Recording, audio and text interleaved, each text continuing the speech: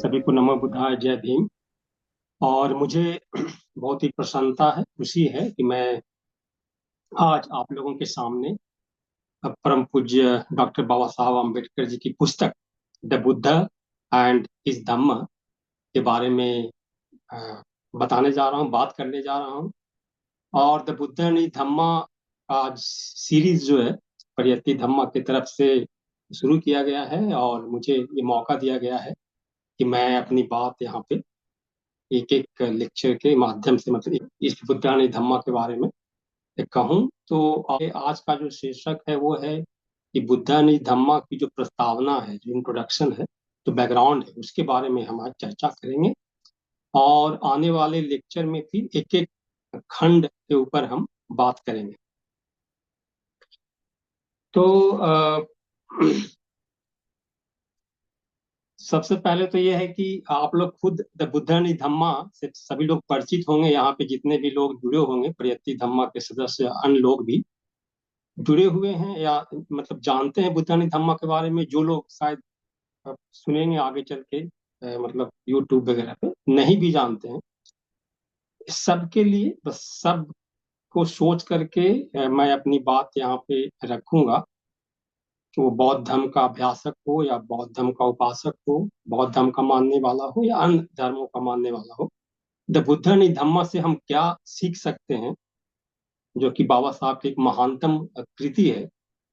तो ये मेरा उद्देश्य है।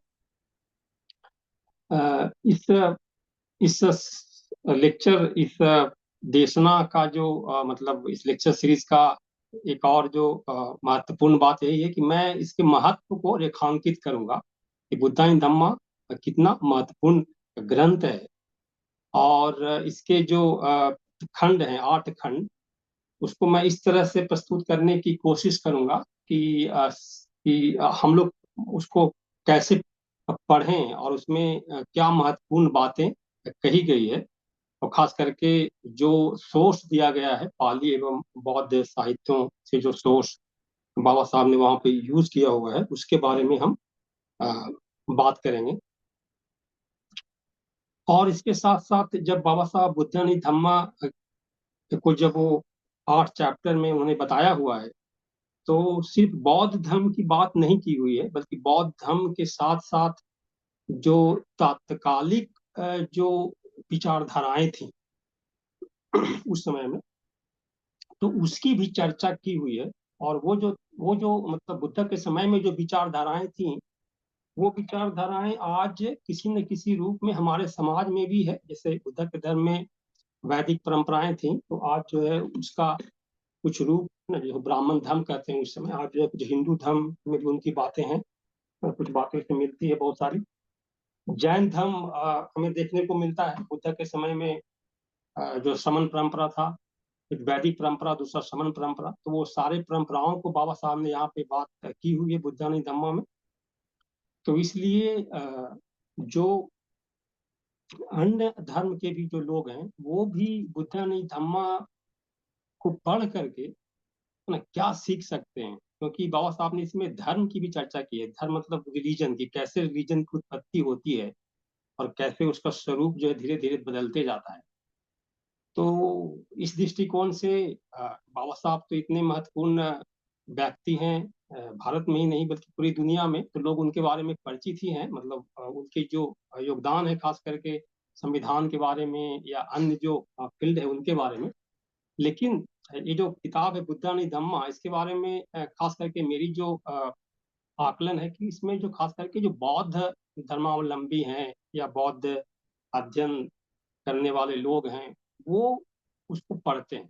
लेकिन मेरा ऐसा मानना है कि इसे जो अन्य धर्म के भी लोग हैं, उसे भी अब पढ़ना चाहिए। क्योंकि पढ़ने से आपको, जैसे मैंने कहा कि उसमें समन और ब्राह्मण दोनों परंपराओं की चर्चा है वैज्ञानिक दृष्टिकोण से, तो वो एक अच्छी बात सबको लगेगी, ऐसा मुझे आशा है, ऐसा मुझे लगता है।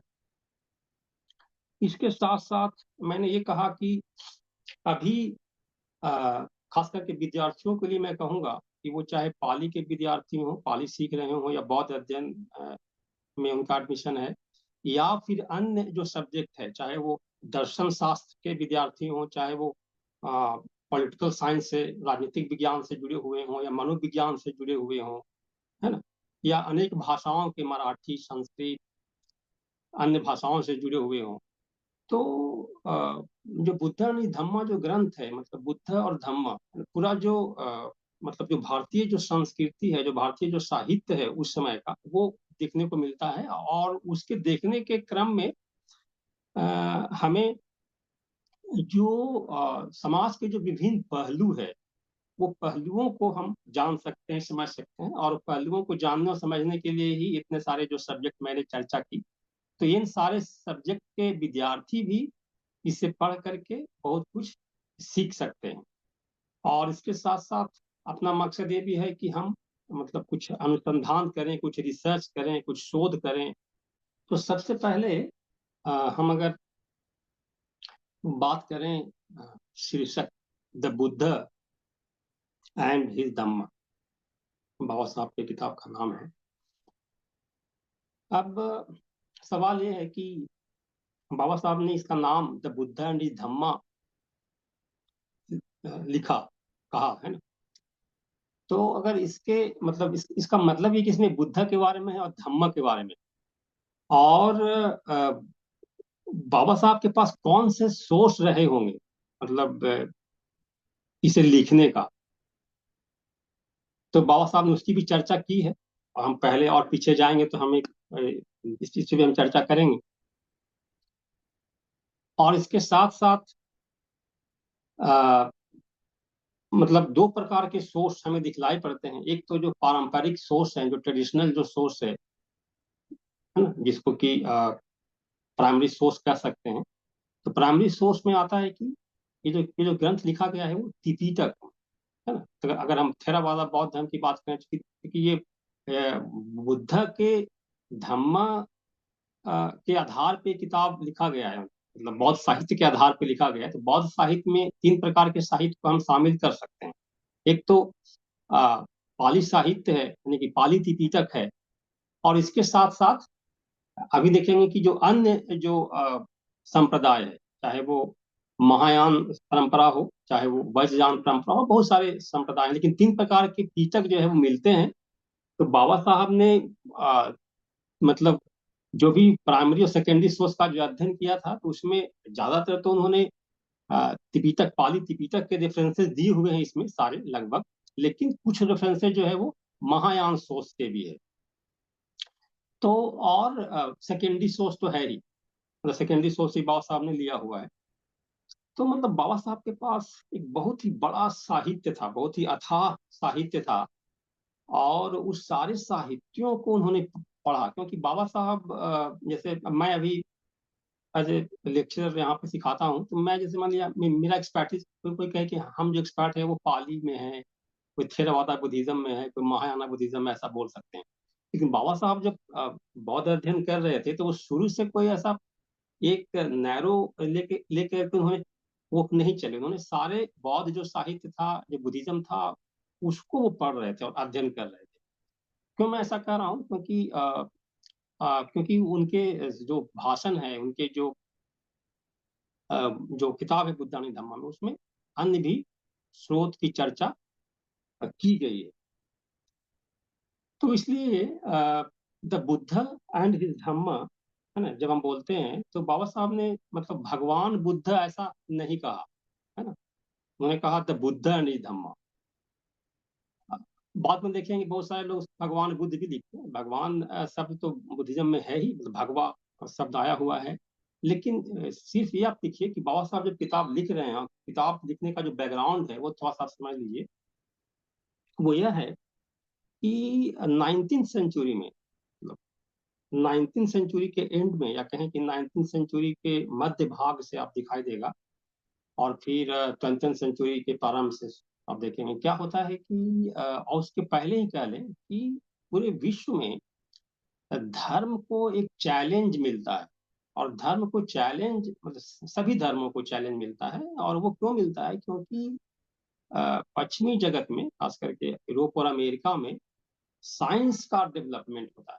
बहुत सारी ऐसी खोजें होती हैं जिसके आधार पे धर्म का जो अस्तित्व है वो खतरे में हो जाता है, और वो सारे धर्मों के लिए मतलब एक चैलेंज है। चाहे वो क्रिश्चियन धर्म हो, चाहे इस्लाम धर्म हो, भारत के संदर्भ में बात करेंगे तो हिंदू धर्म था, उसके साथ साथ बौद्ध धर्म है। तो साइंस की जब खोज हो गई तो जो बहुत सारी जो मतलब धर्म में जो बातें कही गई है उसको लोगों ने साइंटिफिक रूप से देखना शुरू कर दिया, जांचना शुरू कर दिया। और इस दृष्टिकोण से सारे धर्मों के लोग जो है अपने अपने तरीके से उसको डिफेंड करना शुरू कर देते हैं, और वो देखने लगते हैं कि मेरा धर्म और साइंस के साथ क्या संबंध है, वगैरह वगैरह। आ, बाबा साहब के बारे में हमने एक बार लेक्चर मैंने दिया था कि बाबा साहब का बचपन, उसमें हमने बात की थी कि बाबा साहब बचपन से ही मतलब वो उनके पिताजी कबीरपंथी थे, और धम्म के महत्व को उन्होंने समझा था, खास करके जो डिसिप्लिन है, जो प्रैक्टिसेस है, उस चीज को उन्होंने देखा था, अनुभव किया हुआ था।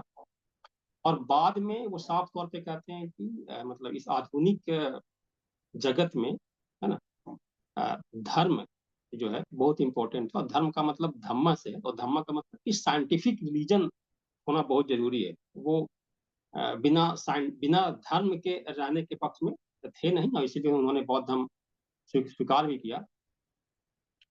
तो मैं कह रहा हूँ कि तो क्या हुआ कि बहुत सारे चैलेंजेस आए, चैलेंज आए कि भाई रिबर्थ के बारे में साइंस का डेवलपमेंट हुआ, कि जो पुनर्जन्म की जो संकल्पना सब धर्मों में है, तो वो बौद्ध धर्म में भी है, अन्य धर्मों में भी है, तो वो कैसे है ना।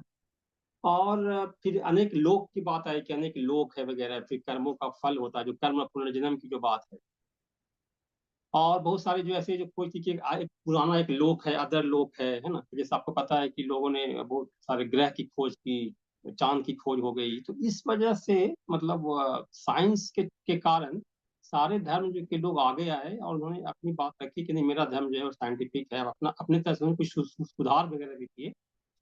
इस क्रम में बौद्ध धर्म की खूबी यह थी, बौद्ध धर्म की विशेषता यह थी कि बौद्ध धर्म में जैसे आप देखेंगे कि जो शिकागो में जो विश्व धर्म सम्मेलन हुआ था, और उसमें अनागारिक धर्मपाल गए थे, और अन्य जो संप्रदाय हैं बौद्ध धर्म के, वो भी जापान से भी लोग गए थे, और सबने यही बताया कि कैसे जो है बौद्ध धर्म जो है वो साइंटिफिक है ना। बौद्ध धर्म जो है वो वैज्ञानिक दृष्टिकोण का समर्थन करता है। इस तरह की बात कही गई थी। तो मतलब कहने का मतलब ये है कि 19th सेंचुरी में और 20th सेंचुरी में बुद्धिज्म को एक एक मतलब एक ऐसे धर्म के रूप में देखा जा रहा था, और वैसे बताया जा रहा था कि वैज्ञानिक जो खोज हुआ है ना, उसके साथ इसकी सुसंगतता है, मतलब कोई इसमें विरोधाभास नहीं है। और इसकी पहल आप देखेंगे कि जैसे श्रीलंका में जब क्रिश्चियन मिशनरी वहां पे गए, और उन्होंने अपना मतलब बहुत सारे यूरोपियन कंट्री है वहां पे आप गए, पता है आपको, डच गए, इंग्लिश गए, फ्रांसीसी गए, वगैरह वगैरह, और सब लोगों ने क्रिश्चियन धर्म को फैलाना शुरू कर दिया। और इस क्रम में उन्होंने बौद्ध धर्म की निंदा की, मतलब वहाँ जो बौद्ध धर्म था तत्कालिक, कि बौद्ध धर्म जो है वो इस दुनिया की बात नहीं करता, ज्यादातर वो परलोक की बात करता है ऐसे। और फिर तो वहां के लोगों ने फिर वो खड़े हुए और बोले कि नहीं ऐसा नहीं, आपने समझा नहीं है ठीक से, आप ठीक से समझो और उसके बाद आप मतलब बोलो। तो फिर डिबेट वगैरह भी वहां पे होता है, उसकी अलग कहानी है श्रीलंका में। तो मतलब अनागारी धर्मपाल भी वहां गए, तो वहां भी उन्होंने यही कहा कि बुद्धिज्म जो है एकदम साइंटिफिक है, तो आप जो साइंस की जो बात करते हो यूरोप में, अमेरिका में, वो आपके लिए नहीं होगा। हमारे जो धर्म है, हमारा जो बौद्ध धर्म है, उसमें तो ऑलरेडी साइंस है। तो मैं कह रहा था कि मतलब तो इसीलिए बाबा साहब जो है, और खास करके बाबा साहब तो, और मतलब बौद्ध धर्म के अपनाने का या फिर इस ग्रंथ को लिखने का उद्देश्य यही था कि इस ग्रंथ से लोगों को बुद्ध के जीवन के बारे में पता चले, और इसके साथ साथ बुद्ध के धम्म के बारे में पता चले। और बुद्ध के जब हम बारे में बात करते हैं, जैसा मैंने कहा था कि जो बौद्ध धर्म है बहुत ही बड़ा है, बहुत सारे संप्रदाय है, और उसमें बहुत सारी परंपराएं हैं, बहुत सारी बुद्ध की चर्चा की गई है। मेरी आवाज ठीक से आ रही है? आपको कुछ शोर सुनाई दे रहा है पीछे से? अगर शोर सुनाई दे रहा है तो मैं फिर ठीक ये है, लगा लूं। एकदम ठीक परफेक्ट है। है। हम्म। ओके, बच्चे लोग उधर शोर कर रहे हैं पर तो मैं कह रहा था कि कहाँ बात चल रही थी कि सॉरी मैं बात कर रहा था कि श्रीलंका में बात कर रहा था। इस तरह से मतलब उन्होंने बौद्ध धर्म को मतलब कहा कि तो बौद्ध धर्म को कहा कि कम है, लेकिन कहा कि नहीं, बौद्ध धर्म कम नहीं है। बौद्ध धर्म जो है वो कहीं से भी मतलब आप क्रिश्चियनिटी से कम नहीं है, बल्कि सुपीरियर ही है। तो क्रिश्चियन धर्म को मतलब जो एक प्रोपगंडा था जो कि हम क्रिश्चियन धर्म को फैलाना है, तो उसको डिफेंड वहां के लोगों ने किया, श्रीलंका के लोगों ने। और फिर भारत में आप क्या देखेंगे कि भारत में जब बौद्ध धर्म यहाँ भी जब मतलब बौद्ध धर्म तो यहाँ था, लेकिन बौद्ध धर्म यहाँ भी विलुप्त ही हो गया था। और 19वीं शताब्दी में जब इसका पुनरुत्थान हुआ बाबा साहब से पहले, तो उसमें बहुत सारे लोगों ने भाग लिया हुआ है। तो उसमें उसी क्रम में मतलब दो तरह की बातें मतलब आती है कि बुद्ध को एज ए ह्यूमन बीइंग की तरह देखना, बुद्ध की तरह एक ऐतिहासिक पुरुष की तरह देखना, ना कि एक ऐसे भगवान या गॉड की तरह देखना, है ना। अब इस तरह की बात इसलिए मैं कर रहा हूँ, तो कहे कि नहीं, बुद्धिज्म में तो मतलब ऑलरेडी जो बुद्ध है वो ह्यूमन बीइंग ही है। लेकिन नहीं, बहुत सारी परंपराएं हैं। जैसे देखेंगे कि बौद्ध धर्म में बुद्ध से पहले अनेक बुद्ध हुए, अनेक परंपराओं में। जैसे अभी वहां पर जाएंगे जापान में तो आपको दिखाई देगा कि अमिताभ बुद्ध हैं, अमिताभ बुद्ध हैं, बहुत सारे ऐसे बुद्ध हैं महायान परंपरा में। तो इसलिए बाबा साहब का दृष्टिकोण था कि बुद्ध को एज ऐतिहासिक रूप रूप में उनको प्रस्तुत करना। तो इसलिए उन्होंने द बुद्ध ऐसे लिखा हुआ है, द बुद्ध एंड हिज धम्मा, है ना। तो ये बहुत इंपॉर्टेंट बात है कि हम जब बुद्ध यानी धम्मा को पढ़ते हैं तो हम, इसलिए बाबा साहब ने लिखा था कि हम भी बुद्ध बन सकते हैं, है ना। हम भी धम्मा का प्रैक्टिस कोई भी कर सकता है, क्योंकि एक ह्यूमन बीइंग के द्वारा डिस्कवरी है, खोज है। तो मतलब सारे लोग हम लोग भी मतलब बुद्ध प्राप्ति करने की क्षमता रखते हैं और धम्मा पे मार्ग पे चल करके अपने दुखों का अंत कर सकते हैं। तो ये बात बहुत ही महत्वपूर्ण है। मतलब अन्य जो धर्म की जो परिभाषा है कि वहां पर भी मतलब ये है कि हाँ, आप ये उन भगवान के उपदेश हैं उसका पालन करें, लेकिन आप भगवान नहीं हो सकते, है ना, आमतौर पे। तो यहाँ पे एक ह्यूमन बीइंग की तरह दिखाया गया है।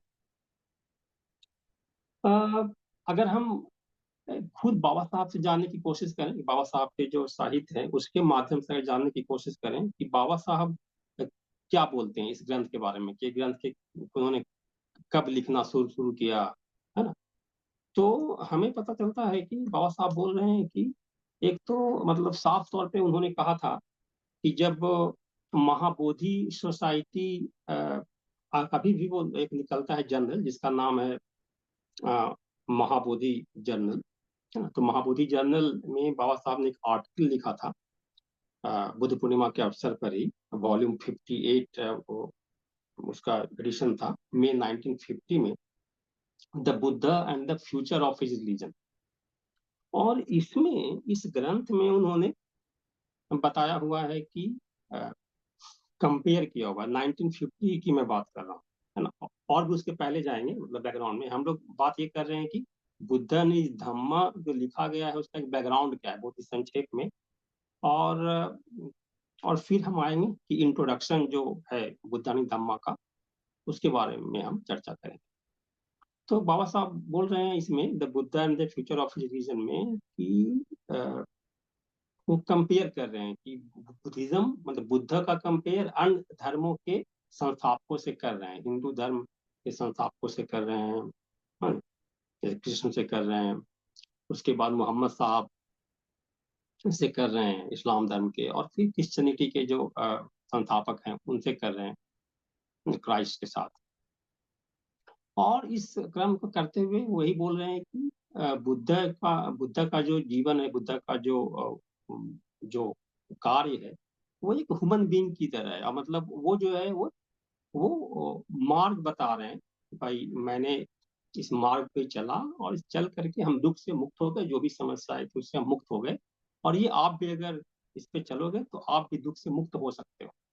लेकिन अन्य लोगों जो अन्य लोग हैं उन्होंने किसी किसी ने कहा कि मैं गॉड का दूत हूँ, किसी ने कहा कि मैं गॉड का बेटा हूँ, भगवान, किसी ने कहा मैं ही भगवान हूँ। तो वो वहाँ पे तुलनात्मक अध्ययन वहाँ पे वो कर रहे हैं बाबा साहब। इसके बाद उसी लेख में the Buddha and the future of religion में उन्होंने ये बात कही है कि पहले उन्होंने कहा कि मतलब धर्म जो है आधुनिक विश्व में धर्म की बहुत ही जरूरत है, मतलब, है ना। और लेकिन धर्म होना कैसे चाहिए, उन्होंने कुछ कहा कि आदर्श धर्म क्या होगा। तो आदर्श धर्म की बात उन्होंने की। पहले उन्होंने कंपेयर कर लिया बुद्धिज्म, बुद्ध और अन्य जो हिंदुइज्म, इस्लाम और क्रिश्चियनिटी, मुख्य रूप से 3 धर्मों और एक बौद्ध धर्म, 4 का। बाद में उन्होंने कहा कि आदर्श धर्म क्या होगा। आदर्श धर्म के उन्होंने क्राइटेरिया बताए, है ना, कि आदर्श धर्म में लिबर्टी, इक्वलिटी, फ्रेटर्निटी हो, इस तरह की बात की। आदर्श जो धर्म होगा उसमें पॉवर्टी को ग्लोरीफाई नहीं किया जाएगा और नैतिकता पे आधारित होगा। तो तो मतलब उस क्रम में उन्होंने कहा कि ये आइडियल रिलीजन है। आइडियल रिलीजन को उन्होंने क्राइटेरिया दिया और बोला कि बुद्धिज्म इसमें मतलब फिट बैठता है ना।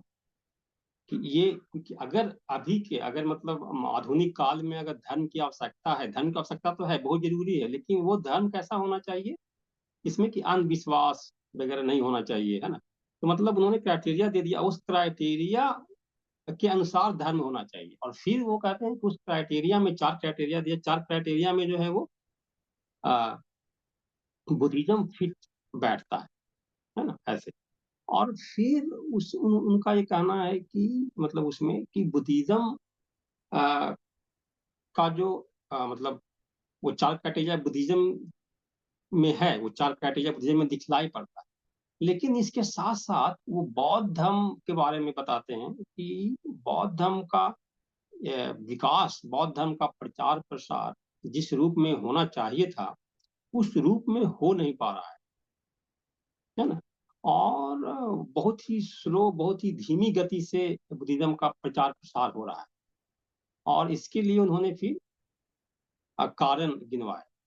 और उस कारण में उन्होंने एक कारण नहीं बताया कि जो बौद्ध जो साहित्य है ना, वो बहुत ही बड़ा है ना, काफी बड़ा है, सागर की तरह है। तो उसकी वजह से मतलब इसेंस क्या है, बुद्ध के धम्म का सार क्या है, वो बहुत ही मुश्किल होता है लोगों को के लिए जान पाना। और उन्होंने कहा कि अन्य धर्मों में मान लीजिए एक किताब है, जैसे बाइबल है या एक छोटी सी ग्रंथ है। तो इस क्रम में मतलब वो बता रहे हैं कि अगर बुद्धिज्म को प्रचार प्रसार करना है अभी मॉडर्न काल में, आधुनिक काल में, तो हमें चाहिए कि एक मतलब एक सार प्रस्तुत करके और लोगों को दिया जाए, बताया जाए। ऐसा एक सार होना चाहिए, इसका एक मतलब एक कंपाइलेशन टाइप का एक बुक होना चाहिए ऐसा। और फिर उन्होंने कहा कि ऐसा हम मतलब करेंगे ऐसा, और जिसमें कि उन्होंने कुछ बातें बताई कि वो कैसा होगा। उसमें कहा, उन्होंने बताया कि बुद्ध के लाइफ से संबंधित बातें होंगी, मैं ऐसा करने जा रहा हूँ। 19 उसमें 50 का जो उनका लेख है, 1950-51 का, the Buddha and the future of religion, उसमें उन्होंने ऐसा बताया कि मैं एक किताब लिखूंगा और उस किताब का स्वरूप क्या होगा वो भी बताया। उसके साथ साथ कहा कि और भी मतलब किताब के अलावे और भी उन्होंने इस एक किताब के अलावा भी उन्होंने 2-3 बातें बताई कि जैसे रिचुअल से संबंधित एक बातें होंगी। उन्होंने चाइनीज धम्मपद की बात की थी। तो वो सब छोड़े, हम लोग बुद्धानी धम्मा के संदर्भ में बात करें। बुद्धानी धम्मा के बारे में बहुत साहब स्पष्ट रूप से वहां पे बोल रहे हैं कि एक किताब होनी चाहिए जो इतने बड़े साहित्यों का अध्ययन करके उसका इसेंस, उसका सार जो है वो बनाने की जरूरत है, और वो कंपाइलेशन से ही संभव हो पाएगा। इसीलिए बाद में उन्होंने बुद्धानी धम्मा में लिखा भी कि ये बुद्धानी धम्मा जो है वो कंपाइलेशन है, मतलब बहुत सारे बुद्ध के उपदेशों का एक जगह संग्रह है। तो ये बात वहां पे दिखलाई पड़ती है। ये बहुत ही महत्वपूर्ण लेख है, इसे हमें जरूर से पढ़ना चाहिए बुद्धानी धम्मा को समझने के लिए। क्योंकि बुद्धानी धम्मा में बाबा साहब ने 4 जो प्रश्न उठाए उसके अलावा उन्होंने इसमें ये नहीं बताया कि मतलब उसकी भाषा क्या होगी, है ना? तो ये बातें जो है वो यहाँ पे the Buddha and the future of religion में दिखलाई पड़ता है। वो बोलते हैं कि मतलब बुद्धा के जीवन को और धम्मा को इस तरह से प्रस्तुत किया जाए कि आम लोग भी उसको समझ जाए। बहुत ज्यादा ऐसे मतलब ऐसे अ, मतलब फिलोसफिकल, है ना, ऐसा कि जो कि समझने में लोगों को कठिन लगे, वो नहीं होनी चाहिए। मैंने एक जगह लिखा भी था, उनकी जो भाषा है लिखा है इंग्लिश में, खैर। तो वो बोल रहे हैं कि ऐसा होना चाहिए जो कि मतलब एक सरल और बहुत ही सहज रूप से लोग समझ जाए, है ना, बहुत ही रूखा भी नहीं है। मतलब होता है ना कि जैसे केवल आप दर्शन की बात कर रहे हैं या तत्व ज्ञान की बात कर रहे हैं, तो वो उस तरह से लोग उसको उसमें रुचि नहीं लेंगे। तो वो बात वहां पे वो कर रहे हैं। तो इसीलिए हमें बुद्धानी धम्मा में कुछ ऐसे कहानी मिल जाती है। मतलब कहानी मतलब देखेंगे कि जैसे प्रथम खंड में कुछ कथा कहानी दिखलाई पड़ता है, जो कि हम बात करेंगे कि जो कि लगता है कि अरे बाबा साहब ने इसको ऐसे क्यों रखा हुआ है, मतलब कुछ मतलब जो कि एकदम से साइंटिफिक आपको नहीं लगेगा कि ऐसा क्यों है। तो क्योंकि साइंटिफिक ना लगने का मतलब है कि वो ऑलरेडी मतलब वो जैसे सूत्रों में वर्णन है वैसे वो उन्होंने लिख लिया हुआ है, चाहे वो जन्म की कथा हो। तो इसलिए वैसा प्रस्तुत कर रहे हैं क्योंकि वो अपने मन से नहीं बल्कि वो बौद्ध साहित्य से ही ले रहे हैं और वहां पे वो रख रहे हैं। और रखने के क्रम में उनकी उनका उद्देश्य यही है कि बुद्ध के जन्म की कहानी को, जैसे सपनों वगैरह का आना, हाथी वगैरह की जो चर्चा है, बहुत सारी बातें जो हम बोलेंगे प्रथम खंड में, तो उस तरह से वो वहां पे बता रहे हैं ताकि लोग जो है उसको मतलब एक मतलब बहुत ही इंटरेस्ट के साथ उसको अध्ययन कर सके और पढ़ सके। तो ये बात जो है मतलब आमतौर पे जब मैं पढ़ाता हूँ यहाँ पे, तो कुछ हमारे विद्यार्थी हमेशा सवाल करते हैं कि प्रथम खंड में कुछ ऐसी बातें हैं जो कि एकदम से साइंटिफिक नहीं है, तो उसका क्या कारण है। तो उसका मतलब साइंटिफिक नहीं है, मतलब आप हर बात को साइंटिफिक नहीं कर सकते। कहने का एक स्टोरी, जब स्टोरी कहते हैं तो स्टोरी में कथा होती है, कहानी होती है। कथा और कहानी के माध्यम से आप उसको समझने का प्रयास करते हैं। आप अगर सारी बातों को अगर हटा देंगे और फिर से प्रस्तुत करेंगे बुद्ध के जीवन की बात को, तो फिर वो ज्यादा मतलब रोचकता उसमें नहीं आएगी। तो वो जो बात है प्रथम खंड की जो बात है, मतलब उसमें उसका बारे में उसके बारे में the Buddha and the future of religion में लिखा हुआ है कि वो भाषा कैसी रहेगी। तो वहां पे बाबा साहब वहां पे उसकी चर्चा करते हैं कि हम मतलब इस तरह का किताब होना चाहिए। उसके पहले अगर हम और जाएं, बाबा साहब ने बुद्धा निधम्मा के बारे में और कहाँ चर्चा की, मतलब खास करके किताब लिखने के क्रम में, किताब के क्रम में हम अ, बौद्ध धर्म से संबंधित बातें नहीं कर रहे हैं अभी यहाँ पे।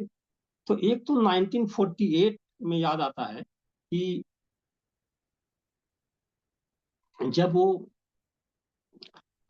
इसेंस ऑफ बुद्धिज्म, आप लोगों को पता है कि पीएल नरसू द्वारा लिखित एक किताब है इसेंस ऑफ बुद्धिज्म। और ये जो इसेंस ऑफ बुद्धिज्म जो है ना, वो बहुत ही महत्वपूर्ण किताब है, राइट। और ये किताब मतलब 1907 में लिखी गई थी पीएल नरसू जी के द्वारा, और बाबा साहब इसको पसंद करते थे। और ये किताब बहुत ही लोकप्रिय है, आज भी बहुत ही अच्छी किताब मानी जाती है ये। और इसके कई भाषाओं में इसका अनुवाद वगैरह हो चुका था, हो चुका है।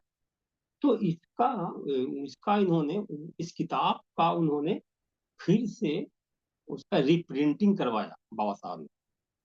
और उस किताब का प्रीफेस जब लिखा उन्होंने रिप्रिंटिंग के क्रम में 1948 में, तो 1948 में उन्होंने 10 मार्च 1948 में preface of the essence of Buddhism, तो उसमें वो बता रहे हैं कि मतलब बता रहे हैं कि मैं चाहता था कि कुछ जो प्रश्न उठाए जाते हैं बुद्धिज्म के संदर्भ में, उठाए जाते हैं, मतलब एक हैं वर्तमान और एक फ्यूचर, मतलब उठाए जाते थे या फिर उठाए जाएंगे इस संदर्भ में। तो उसके ऊपर मैं अपनी बात रखना चाहता था इस किताब में, खास करके प्रीफेस के माध्यम से जो लिखे। लेकिन मैं अभी यहाँ पे ये बातें नहीं रखूंगा, चूंकि मतलब मैं जब अपना ग्रंथ लिखूंगा तो उसमें हम अब ये बात का चर्चा हम करेंगे। है ना। तो वहां पे भी साफ पता चल रहा है 1948 में कि बाबा साहब किताब लिख रहे हैं। हालांकि 1950 में वो the Buddha and the future of religion की बात कर रहे हैं, लेकिन 1948 में वहां पर भी वो दिखलाई पड़ता है कि वो ऐसी बातें कर रहे हैं।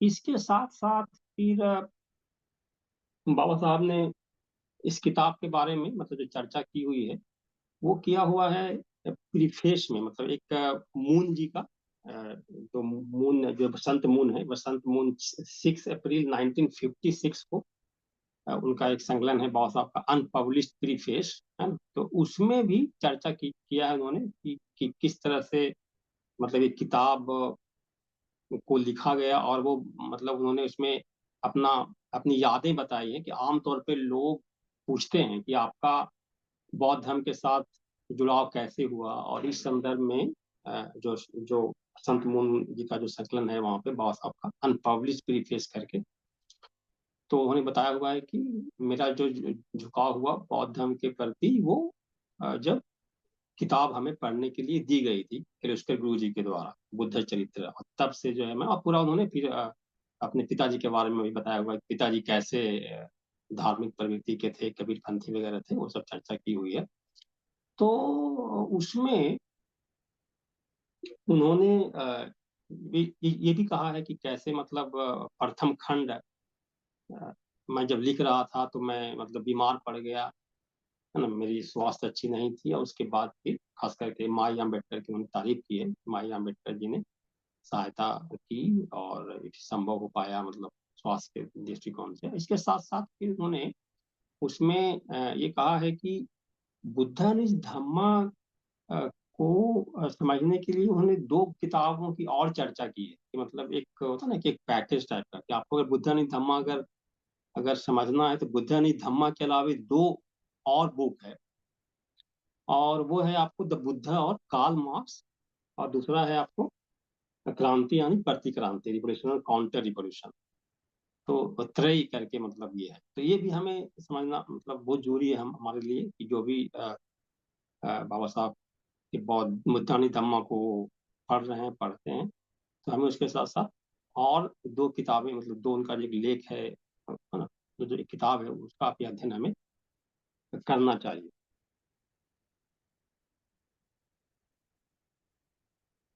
इसके बाद हम अगर आए तो हम ये देखते हैं कि बाबा साहब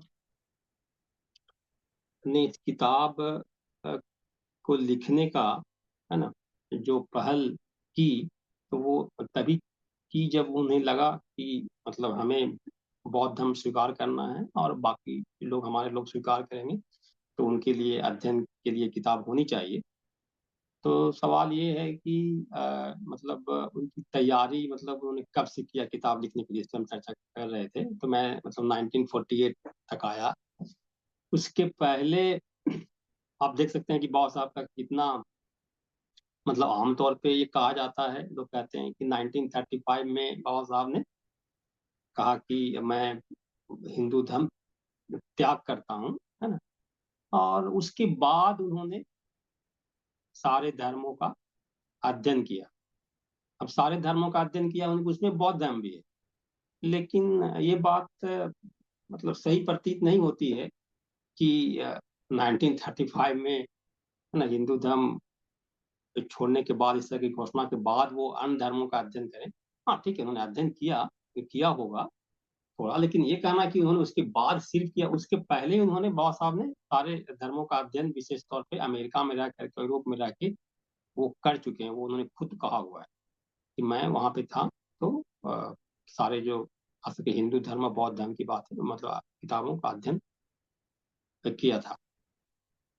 तो और इसका सफल उदाहरण ये है कि बाबा साहब के भाषणों में, बाबा साहब के राइटिंग्स में दिखलाई पड़ता है। बुद्ध की जो चर्चा होती है तो उसके क्रम में हम जान पाते हैं, है ना, कि भाई 1935 में वो बोल रहे हैं, और 1936 में जब वो मुक्ति कौन पथे, है ना, जो उनका बहुत ही फेमस भाषण है 1936 में, जो कि उन्होंने कहा कि अगर मतलब धर्म अ, छोड़ना, हम मैं धर्म क्यों छोड़ रहा हूँ और दूसरा धर्म अपनाने की जरूरत क्यों है।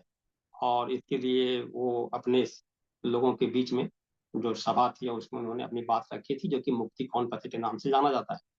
तो वहां पे उन्होंने साफ तौर पे कहा था कि धर्मांतर और नामांतर की बात की थी कि मतलब आमतौर पे लोग नाम आप बदल लेते हैं, मतलब क्योंकि उन्होंने देखा था कि किस तरह से भारत में जो जाति प्रथा है ना, वो कितना मतलब भयंकर रूप से समाज में है। उस समय की बात मैं कर रहा हूँ, अभी भी है। तो लोग सिर्फ अपना नाम चेंज कर लेते हैं, तो नाम चेंज करने से भी लोग पता कर लेते हैं कि आप किस जाति के हो, जो कि वो ही जानना चाहते हैं कि आप किस जाति से बिलोंग करते हो। तो वो नामांतर से सिर्फ काम नहीं चलेगा, धर्मांतर भी जरूरी है। तो नामांतर यानी धर्मांतर, है ना। तो और उसी में फिर उसी क्रम में वो फिर महापरिनिब्बाण सूक्त का जो रेफरेंस आता है, जो बोलते हैं कि अपना जो भाषण का जो समापन है वो महापरिनिब्बाण सूक्त के रेफरेंस से देते हैं कि अ, मैंने जो फैसला लिया है वो आपको जो फैसला लेना है वो खुद आपको लेना है, क्या करना है। और वो तथागत बुद्धा और आनंद का जो संवाद है, अत्यदीपो भव की जो बात है, वो वहाँ पे संदर्भ देते हैं। तो कहने का मतलब है कि बाबा साहब का बौद्ध धर्म का अध्ययन जो है वो विद्यार्थी काल से ही प्रारंभ हो गया। और फिर हम देखते हैं कि 1936 में और उसके बाद में भिन्न भिन्न भाषणों में वो बौद्ध धर्म की बात करते हुए दिखाई पड़ते हैं। 1940s में मतलब बहुत सारे भाषण है इसमें हमें दिखाई पड़ता है। तो ये मतलब कहना कि बाबा साहब ने उसके बाद 1935 का के बाद उन्होंने अन्य धर्मों का अध्ययन किया, ये सही नहीं है। बल्कि मतलब पहले ही बाबा साहब सारे धर्मों का अध्ययन जो है वो अधिकतर वो कर चुके थे। और ये भी साफ तौर पे मुझे लगता है कि मतलब बुद्धिज्म के प्रति उनका जो झुकाव है वो शुरू से ही दिखाई पड़ता है। 1936 से ही हमें दिखाई पड़ता है। और है ना कि मतलब आमतौर पे उनके भाषणों के संकेत से मालूम होता है कि बाबा साहब बौद्ध धर्म को मतलब अन्य धर्मों से ऊपर मान रहे हैं और देख रहे हैं। खैर,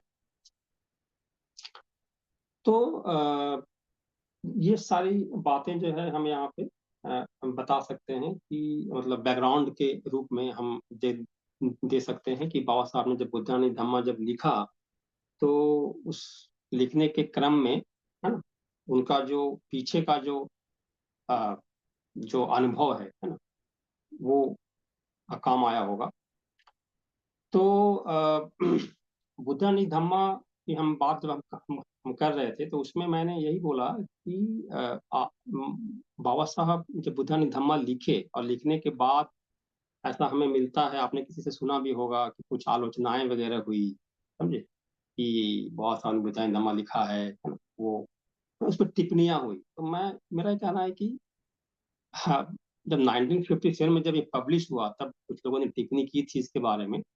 तो उसका कारण मुझे जो दिखलाई पड़ता है वो यही दिखलाई पड़ता है कि बुद्धिज्म का जो है अकुशल मूल होता है तीन: लोभ, द्वेष और मोह।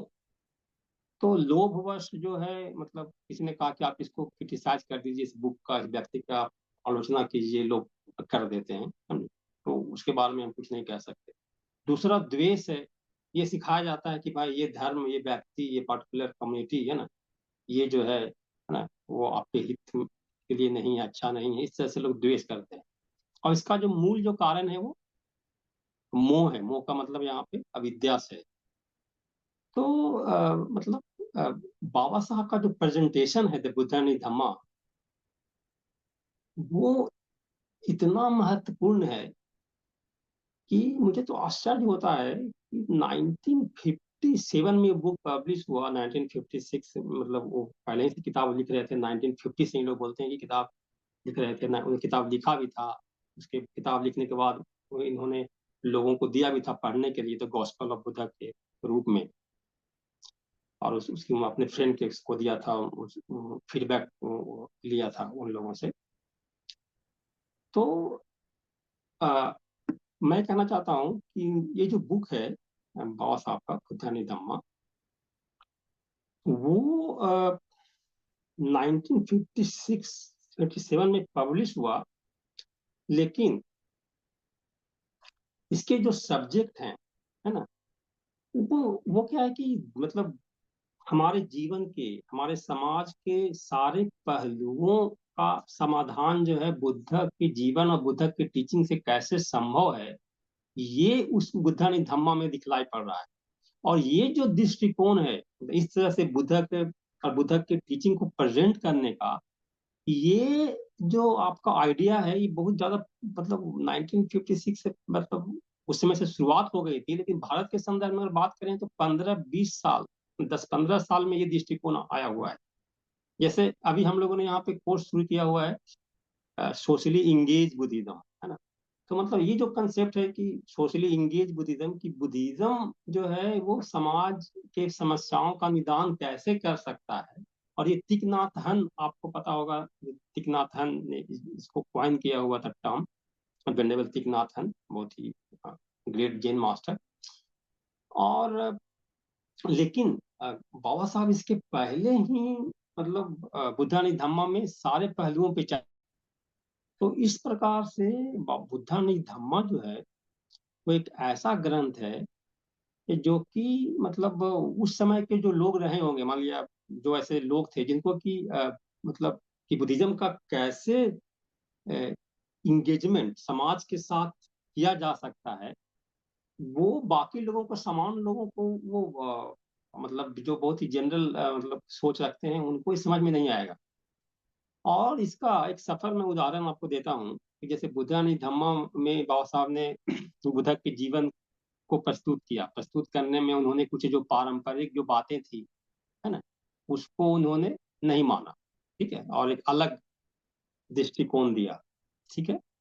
इसके साथ साथ वो हम चर्चा करेंगे प्रथम खंड में जब पढ़ेंगे तो।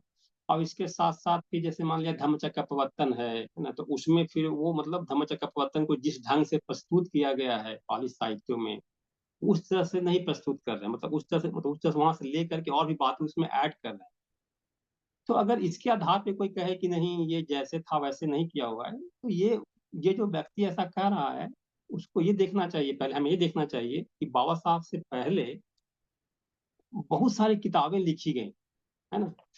और उसमें आपको पता है कि जैसे अगर हम बाबा साहब से पहले अगर किताबें की अगर बात हम करें तो एक तो कर्नल ऑलकॉट, हेनरी ऑलकॉट जो है, मतलब जो बहुत ही फेमस है, खास करके श्रीलंका में उनका जो योगदान है ना। और वो प्रथम ऐसे विदेशी थे जो उपासक बने, ऐसा माना जाता है, अमेरिका से बिलोंग करते थे। और जो अनागारिक धर्मपाल को उन्होंने काफी सहयोग किया था। तो उन्होंने भी मतलब बाबा साहब से पहले की बात मैं कर रहा हूँ, बहुत सारे लोगों ने ऐसी किताबें लिखी हुई हैं, मतलब बाबा साहब से पहले जो सेकेंडरी सोर्स है। खास करके जब हम किताब जब लिखते हैं तो या तो आपका जो बैकग्राउंड है, आप अगर पाली के विद्यार्थी या पाली के अध्यापक हैं तो क्या करेंगे, पाली त्रिपिटक के आधार पर आप बुद्ध के जीवन को लिखेंगे और बुद्ध के धम्मा को प्रस्तुत करेंगे। अगर आपका बैकग्राउंड महायान का है ना, तो आप जो है जो चाइनीज त्रिपिटक है ना, जो महायान के जो सूत्र हैं उसके आधार पे आप बुद्ध के जीवन को और उनके टीचिंग को प्रस्तुत करेंगे। अगर आप वज्रयान से संबंधित है तो तिब्बतन कैनन के आधार पे लिखेंगे। तो इस तरह का जो संकलन है हमें दिखलाई पड़ता है। बहुत साल से पहले जो लोगों ने लिखा हुआ है किताब आप देखेंगे तो मतलब एक एक आमतौर पे कुछ कुछ एक खास त्रिपिटक के आधार पे किताबें लिखी गई हैं। उसके बाद हमें दिखाई पड़ता है कि कुछ लोगों ने मतलब एक दो त्रिपिटक का भी सहारा लेकर के किताबें लिखी। लेकिन मैं जैसा आपको कहा कि जो आधुनिक जो काल था, यानी 20th सेंचुरी ना, 1900 के बाद और 20th सेंचुरी के एंड में कहें, तो उस समय जो संकल्पना यही आ रही थी कि बुद्ध को वजह मतलब बुद्धिज्म और बुद्ध के आइडिया जो है is for tools for the problems of the society, कि how we can solve the problem in the society. और बुद्ध के टीचिंग जो है टूल्स के रूप में लोग उसको देख पा रहे थे। और इसी क्रम में उनको ऐसा लग रहा था कि हमें बुद्ध के जीवन को ऐसा प्रस्तुत करना है कि बहुत ही लोगों को प्रभावित करे, है ना। तो उस क्रम में आपको पता है कि जैसे कर्नल ऑलकॉट जो है, उन्होंने वो एक किताब लिखा था बुद्धिस्ट कैटेइज्म करके। तो बुद्धिस्ट कैटेइज्म जो है उसमें क्या है कि प्रश्न क्वेश्चन के संदर्भ में एक प्रश्न किया कि बुद्ध का जन्म कहाँ हुआ था, है ना, बुद्ध पुनर्जन्म में विश्वास करते थे कि नहीं करते थे, तो प्रश्न उत्तर के क्रम में लिखा गया है। तो ऐसा उन्होंने क्यों लिखा, क्योंकि वो देख रहे हैं कि जो आधुनिक काल के जो लोग हैं, है ना, वो कैसे बुद्धिज्म को ठीक से समझ पाएंगे। तो इसलिए वो मतलब उस भाषा में, मतलब उस तरीके से वो लिख रहे हैं, उनके क्रिश्चियन इन्फ्लुएंस है उनके ऊपर, लेकिन वो ऐसा प्रस्तुत करने की कोशिश कर रहे हैं। उसके बाद आप, तो मतलब बहुत सारे लोगों ने ऐसे पहल की है कि बुद्ध के जीवन को और बुद्ध के धम्मा को ऐसे संकलन करना और प्रस्तुत करना, उसमें बाबा साहब भी कर रहे हैं। उसके साथ साथ आपको दिखाई देगा कि जैसे सर हेनरी अर्नोल्ड, है ना, हेनरी अर्नोल्ड की जो किताब है द लाइट ऑफ एशिया, जिसको माना जाता है कि मतलब एक ऐसी बुक जो कि खास करके वेस्ट में, पश्चिम में लोगों को बहुत ही प्रभावित किया बौद्ध धर्म को जानने के लिए। मतलब कहा जाता है कि इसको पढ़ करके लोगों को पता चला कि बौद्ध धर्म क्या है, और बहुत सारी भाषाओं में इसका अनुवाद हुआ है, 1879 में लिखा गया। तो आप देखेंगे इसमें क्या है कि बुद्ध के जीवन को कैसे प्रस्तुत किया जा रहा है, उसमें बहुत सारी बातें सीखते। एक हम उदाहरण आपको दूंगा कि इसमें जो है लाइट ऑफ एशिया एक बहुत ही महत्वपूर्ण ग्रंथ है ना। तो इसमें वो लाइट ऑफ एशिया में क्या है कि बुद्ध जो है, बोधिसत्व जो गृह त्याग कैसे कर रहे हैं, तो गृह त्याग वो चार चीजों को देख के नहीं कर रहे हैं, जो चार जो ट्रेडिशनल जो चीजें हैं उसको देख के नहीं कर रहे हैं। जब बुद्ध जब बोधिसत्व गृह त्याग कर रहे हैं तो उनकी पत्नी यशोधरा है उनके सामने है ना, और वो गृह त्याग कर रहे हैं। तो कहने का मतलब है कि देखिए कैसे प्रस्तुति वो कर रहे हैं। क्योंकि अगर आप ऐसे मतलब क्योंकि वो लिख किसके लिए रहे हैं, तो लिख रहे हैं जो आधुनिक जो लोग हैं, मतलब है ना, जो अमेरिका यूरोप के जो लोग हैं उनके लिए लिखा जा रहा है। तो मतलब बुद्ध को कैसे प्रस्तुत करना है, ये बहुत इंपॉर्टेंट है। ये फाइनली तो हमको दुख से मुक्ति के मार्ग पे ही चलना है। तो हम अगर पुराने तरीके से अगर प्रस्तुत करेंगे और जो लोगों को इफेक्टिव नहीं लगेगा, लोगों को सही नहीं लगेगा, तो वो फिर वो उस ओर आगे जा नहीं पाएगा। तो इस तरह के उदाहरण हमें साफ तौर पे मिल रहा है ना। Henry Henry sir Henry Arnold the light of Asia के लेखक। उसके साथ साथ आप देखेंगे कि जैसे पॉल कैरस ने लिखा the gospel of the Buddha. तो ये जो है मतलब ये आप लक्षण दिखाई पड़ेगा कि आधुनिक काल में जो लोगों ने भी बुद्ध के जीवन को ऐसे प्रस्तुत करने की कोशिश की, और उनको लगा कि जो समकालीन लोग हैं उससे प्रेरणा लें, तो उन्होंने क्या किया कि कंपाइलेशन किया। और जैसे मान लिया कोई भी सुत्ता है, सुत्ता की कहानी है, तो एक सूत्र में बहुत लंबा सूत्र है, तो अगर एक सारे सूत्रों को अगर वो एक एक करके रखने लगेंगे तो कंपाइलेशन का मतलब क्या हुआ। तो वो एक सूत्र, दो सूत्र, तीन सूत्र उन्होंने इस तरह से कंपाइल किया। आगे पीछे बुद्ध के स्टोरी को भी आगे रखा, मतलब पहले घटती जो घटना हुई कोई आगे कोई पीछे करके प्रस्तुत करते हैं। तो मतलब बाबा साहब भी उसी तरह से प्रस्तुत कर रहे हैं, है ना। जैसे बाबा साहब आप देखेंगे कि जैसे मैंने कहा कि जैसे मान लिया गृह त्याग करने की जो बात है ना, गृह त्याग करने की बात है बुद्ध की, तो बाबा साहब ने रोहिणी नदी के विवाद को लिया हुआ है। तो और वो वहां पे बताया हुआ है। क्यों बताया हुआ है, क्योंकि वो खुद ही बोल रहे हैं कि भाई अगर बुद्ध अगर मतलब वो चार चीजें, चार जो घटनाएं हैं, वो कैसे है कि एक 29 ईयर्स का व्यक्ति नहीं देख सकता है, तो वो रैशनल नहीं दिखलाई पड़ता है। तो उस तरह से प्रस्तुत कर रहे हैं। उसके पहले कोसंबी जी ने किया हुआ 1940 में किताब लिखा था द भगवान बुद्ध। तो ये लक्षण है, ये मतलब जो है आपको आधुनिक काल में प्रस्तुत करने के जो बुक है, जो जो जो किताबें हैं खास करके, उसके कुछ लक्षण हैं जो कि सभी अ, विद्वानों के किताबों में दिखलाई पड़ता है ना। और वो जो है मतलब उनके कंट्री के संदर्भ से भी हम इसकी समीक्षा कर सकते हैं। तो ये बात हमें इसमें ध्यान देने वाली बात है। तो ये मैं कह रहा था, तो इसीलिए अ, कि तो इसलिए ये कहना कि मतलब कि बाबा साहब ने इस ढंग से प्रस्तुत किया हुआ है, तो ये अ, ये जो है इसलिए वो बाबा साहब बता रहे हैं। मान लीजिए जैसे कि आप देखिए कि धम्मचक्र प्रवर्तन में बाबा साहब ने क्या किया है कि फोर नोबल ट्रूथ है ना की चर्चा वहां पे नहीं की है, समझे। खास करके मतलब फर्स्ट की नहीं की है, सेकंड मतलब वो एट फोर्थ नोबल चौथा एट जो चौथा जो आर्ट सत्य है उसकी चर्चा की हुई है। प्रथम जो है कि जन्म लेना दुख है वो वहां पे बात नहीं करते हैं, है ना। उसके बाद हमें दिखलाई पड़ता है कि जैसे जो बुद्धा को ज्ञान की प्राप्ति हो रही है तो वहां पे जो पटिसमुत्पाद की जो संकल्पना आती है, खास करके कि एक आदमी का अस्तित्व कैसे उत्पन्न होता है, मतलब पास्ट जो कर्म है उसके हिसाब से। तो तो वहां पे आपको वो दिखाई नहीं पड़ेगी। तो मतलब ये जो है आधुनिक काल के जो लोगों ने जो बौद्ध धर्म को प्रस्तुत किया हुआ है वो इस तरह से एक मतलब एक लक्षण के रूप में आप इसको देख सकते हैं, समझे। तो ये मैं यहाँ पे कहना चाह रहा था। इसके साथ साथ हाँ, तो मतलब ये सब कुछ लक्षण है जो हमें ध्यान में रखना चाहिए। और तो मतलब अभी क्या है, अभी आप अगर पाली में बौद्ध अध्ययन का अगर आप कोर्स करेंगे तो आज से 30-40 साल पहले कोई आधुनिक बौद्ध धर्म या मॉडर्न बुद्धिज्म जिस तरह की संकल्पना नहीं थी, आज एक बहुत ही मतलब एक इम्पोर्टेंट ऐसे सब्जेक्ट हो गया है कि कंटेम्प्ररी बुद्धिज्म, है ना।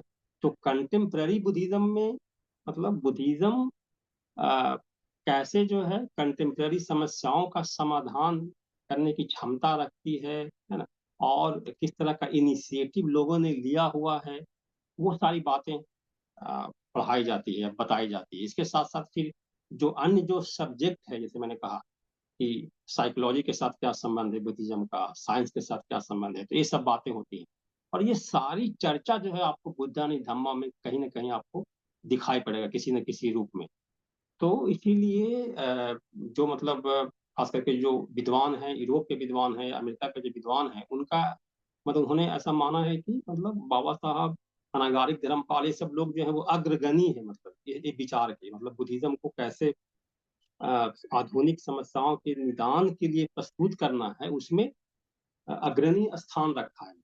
कि बाबा साहब से पहले अनागारी धर्मपाल हुए थे, अनागारी धर्मपाल और ऑलकॉट, तो उनका नाम है, फिर बाबा साहब का भी नाम है।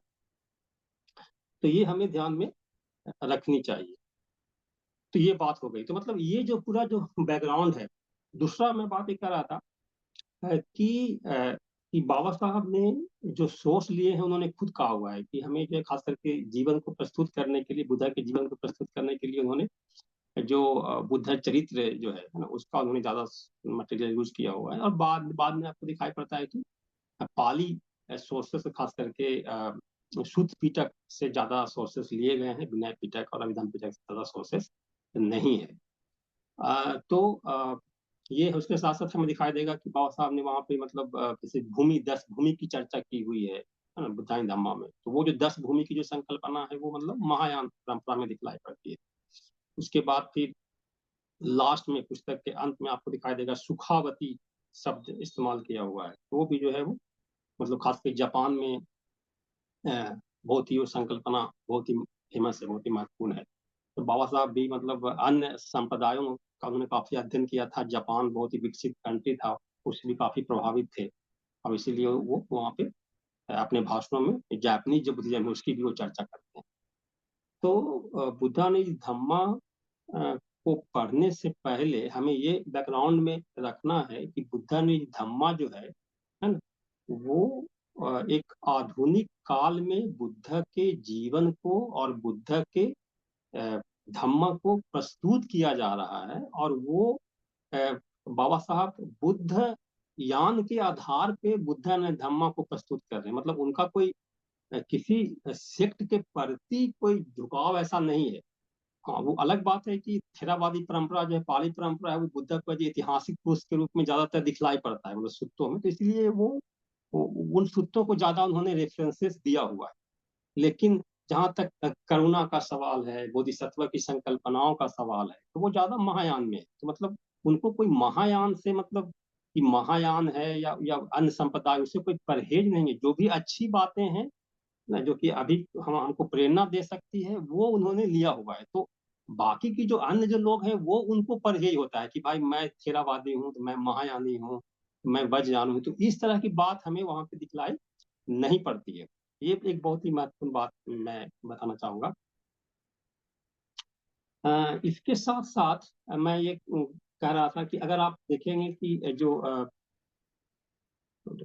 कि ये है मतलब जो उनका इंट्रोडक्शन है, तो इंट्रोडक्शन में वो क्या बता रहे हैं, इंट्रोडक्शन में आप अगर देखेंगे बुद्धानी धम्मा का, तो उसमें आपको ये साफ दिखलाई पड़ रहा है कि बाबा साहब बोल रहे हैं कि बुद्ध के जीवन को अगर प्रस्तुत करना है ना, तो ये बहुत ही मतलब लोगों के समक्ष जो है बहुत ही चुनौती होती है कि जीवन कैसे उनको को प्रस्तुत किया जाए, क्योंकि बुद्ध के जो बुद्ध के जो जानने के जो स्रोत हैं वो सुत्त है, और सुत्तों में कहीं भी एक सुत्त में ऐसा डिटेल बुद्ध के जीवन नहीं मिलता है, और दिग्ग निकाय की वो चर्चा करते हैं।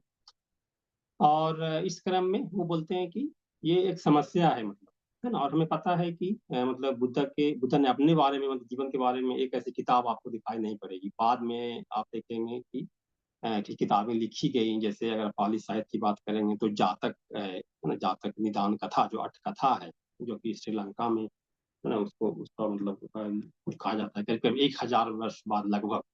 हम्म, तो उसमें जो है वो हमें कहानी मिलती है बुद्ध का पूरा मतलब जन्म से लेकर के कोई अनेक घटनाओं की चर्चा होती है, वो बाद में लिखा गया। और बाद में फिर कुछ ऐसे अन्य संप्रदायों में अन्य जो सेक्ट थे, जैसे बुद्ध चरित्र है ना, जो संस्कृत में लिखा गया ग्रंथ है बुद्धिस्ट संस्कृत में, और बहुत सारे किताबें हैं दिव्या वेदांत से लेकर के, जहाँ पे हमें बुद्ध के जीवन के बारे में चर्चा, जीवन के बारे में मिलता है। लेकिन सबसे जो अर्ली जो सोर्स है, जिसको हम बोलते हैं त्रिपिटक है ना, तो त्रिपिटक में ऐसे मतलब पूरा विस्तृत रूप से हमें नहीं मिलता है। तो ये बाबा साहब वहाँ पे बता रहे हैं कि ये एक थोड़ा सा मतलब मुश्किल है लोगों के लिए कि मतलब कैसे इसको प्रस्तुत किया जाए। और उसी क्रम में फिर वो बोलते हैं कि जो गृह त्याग की जो घटना है ना, जो गृह त्याग करने की जो बात है, वो एक बहुत ही बड़ा प्रश्न है कि बुद्ध ने कैसे गृह त्याग किया, है ना।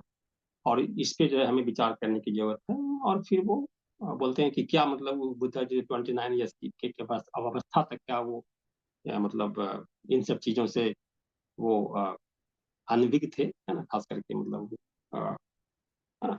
तो ये जो चार जो जो घटनाएं उसके बारे में तो आप उसको पढ़िए, फिर हम चर्चा करेंगे। तो ये बात बाबा साहब ने यहाँ पे कहा हुआ है इंट्रोडक्शन में। तो दूसरी बात उन्होंने सवाल खड़ा किया हुआ है कि खास करके कि मतलब कर्म और पुनर्जन्म के बारे में। अब देखिए पहली बात जो कहा है कि चार, एक तो हुआ कि मतलब पहली बात हो गया कि बोधिसत्व ने गृह त्याग क्यों किया, गृह त्याग करने के क्या कारण थे। तो गृह त्याग करने के उन्होंने फिर जो उन्होंने सवाल खड़े किए हैं वहां पे, उसका उत्तर बुद्धा ने धम्मा में दिया हुआ है। फिर प्रथम खंड में देखेंगे उन्होंने सवाल खड़ा किया कि कैसे कोई व्यक्ति 29 ईयर्स तक जो है वो किसी वृद्ध व्यक्ति को नहीं देख सकता, या कोई मरा हुआ व्यक्ति को नहीं देख सकता, इस तरह की बातें वहां पे की गई हैं। और फिर उसका उत्तर दिया हुआ है ना। जब वो प्रस्तुत कर रहे हैं बुद्धाई धम्म, तो वो चीज को उन्होंने शामिल नहीं किया हुआ है ना। तो ये बातें हैं। दूसरी बात जो प्रवज्जा की हो गई, वो दूसरी बात बोलते हैं कि जो चार आर्य सत्यों की जो बात है कि मतलब जन्म लेना दुख है। वो कैसे है। और ये बहुत ही महत्वपूर्ण बात है कि जब आधुनिक काल में जब बौद्ध धर्म अ, का जो आधुनिकता के साथ संपर्क आ रहा था, साइंस के साथ संपर्क में आ रहा था, और उसमें हमने आपको कहा कि जो क्रिश्चियनिटी जो थी, जो क्रिश्चियन जो धर्म था, वो पूरी दुनिया में फैल रही थी, है ना। और वो हमेशा भी आरोप लगाते थे कि ये जो बौद्ध धर्म जो है वो निराशावादी है। तो बहुत सारे ऐसे विद्वानों को मिलेगा कि बौद्ध धर्म जो है वो निराशावादी। क्यों निराशावादी? क्योंकि वो बोलते हैं कि जन्म लेना दुख है, मतलब जो प्रथम जो आर्य सत्य है उसके आधार पे और भी मतलब तृष्णा का नाश करना, तो कैसे इच्छाओं का नाश कैसे करना है। तो मतलब उनका जो एक अंडरस्टैंडिंग है ऊपर से देखने का बुद्धिज्म का, उसके आधार पे वो निराशावादी करते हैं अविद्या के कारण, और फिर जानबूझ के भी मतलब है, क्योंकि उनको अपना धर्म फैलाना है। तो ये बहुत बड़ी समस्या थी। अनागारिक धर्मपाल भी जब वहां पे जाते हैं अमेरिका में, है ना, विश्व धर्म सम्मेलन में, तो वहां भी वो उसकी चर्चा उन्होंने किया हुआ है कि नहीं नहीं मतलब आप कि बुद्धिज्म जो है वो निराशावादी नहीं है, आप उसको गलत ढंग से समझ। तो ये बहुत बड़ी एक समस्या थी। अब इसीलिए बाबा साहब ने खास करके चार आज सत्यों की बात उन्होंने वहां पे की है। लेकिन आप देखेंगे कि द फर्स्ट जो प्रथम जो आर्य सत्य है, खास करके जन्म लेना दुख है, उसकी बात को वो जो है ज्यादा हाईलाइट कर रहे हैं, क्योंकि बाद में देखेंगे कि आर्य अष्टांगिक मार्ग की चर्चा उन्होंने बहुत व्यापक ढंग से किया हुआ है।